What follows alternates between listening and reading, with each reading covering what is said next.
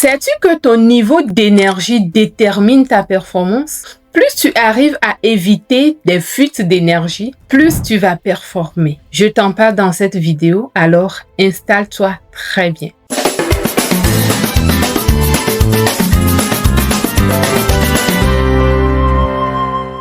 Bonjour à toi et bienvenue sur Richesse et Succès, cette chaîne qui est destinée à faire de toi un homme ou une femme à succès. Si tu me découvres ici, je suis Adjovi Amuzu et sur Richesse et Succès, je décortique ta vie pour que toi, tu puisses la faire passer au prochain niveau. Alors, si tu n'es pas encore abonné ici, abonne-toi et surtout, active la cloche de notification pour ne rien manquer des prochaines vidéos. Ok, tu sais, on a presque tous tendance à se plaindre du manque de temps. On aimerait avoir plus d'heures dans nos journées. Mais la vérité, c'est que les plus grandes réussites ont autant 24 heures par jour comme tout le monde. Alors, est-ce qu'il ne serait pas mieux d'arrêter cette plainte inutile de manque de temps et de se mettre à copier ce que font ces grandes réussites-là? Il faut comprendre que si avec tes 24 heures, tu restes épuisé, dispersé, incapable d'avancer, tu resteras pareil même avec plus d'heures dans ta journée. Alors aujourd'hui, je vais te montrer comment est-ce que tu peux multiplier ta productivité simplement en apprenant à gérer ton énergie.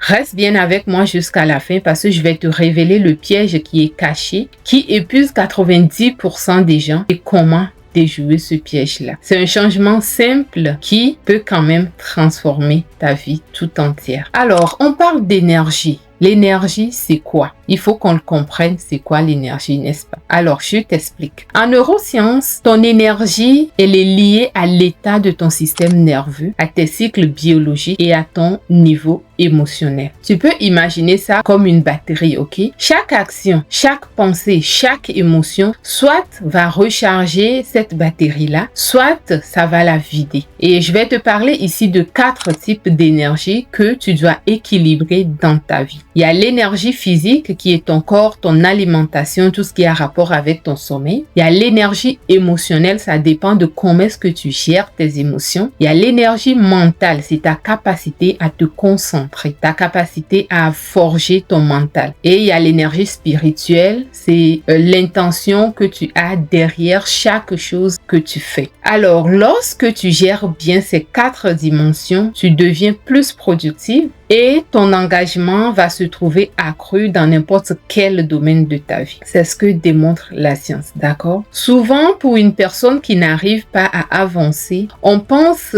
qu'il s'agit d'un problème de gestion de temps. Ce qui n'est pas nécessairement le cas parce qu'il s'agit bien souvent aussi d'un problème d'énergie. Imaginons un peu, tu as 8 heures devant toi pour travailler. Mais si tu es fatigué, stressé, distrait, tu pourrais mettre 2 ou même 3 fois plus de temps pour finir la même tâche qu'une personne reposée et concentrée, tu vois. C'est comme si tu essayais en fait de remplir une bouteille qui est trouée. Peu importe combien tu vas verser dans cette bouteille-là, tout va finir par s'échapper, ok? Et les riches, ils ont compris l'importance de l'énergie. C'est pourquoi ils organisent leur vie, non pas autour de l'horloge, mais autour de leur pic d'énergie. Ils savent à quel moment de la journée ils sont au top et c'est là qu'ils placent leurs tâches les plus importantes. Exactement là où ils savent que leur énergie est au top. Alors, si on se pose la question, qu'est-ce qui peut faire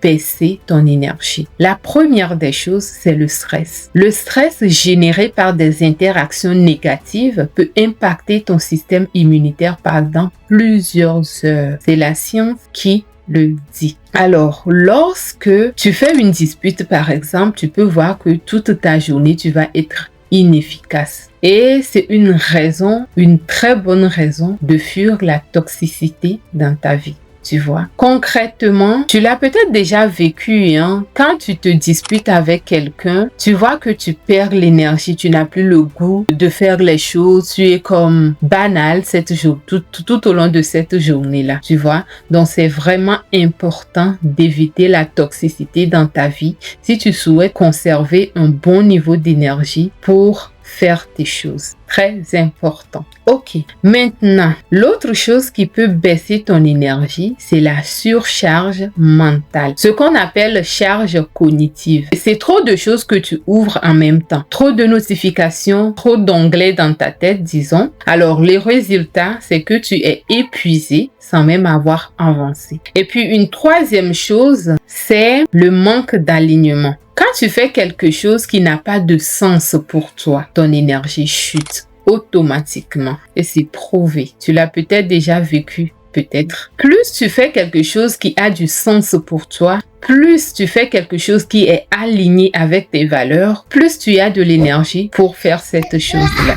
Et le piège que 90% des gens ne voient pas, c'est qu'ils dépensent leur énergie à prouver au lieu de créer. Les gens travaillent pour paraître occupés, pour répondre aux attentes, mais pas pour nourrir ce qui les fait vibrer. Et le résultat, c'est qu'ils finissent émotionnellement épuisés. Pour finir, tu dois comprendre que la bonne gestion de l'énergie, c'est de mettre ton attention là où le retour est maximal pour la vie que tu veux, pour ton bonheur. D'accord? Voilà pour toi, hommes et femmes à succès, qu'est-ce que j'avais aujourd'hui. Merci de ta confiance pour avoir regardé cette vidéo jusqu'à la fin. Ça démontre ton engagement à réussir et j'aime ça. C'est très bien pour toi. Alors, avant de partir, si tu as aimé cette vidéo, n'oublie pas de la liker, de t'abonner à la chaîne et d'activer la cloche de notification pour ne pas manquer les prochaines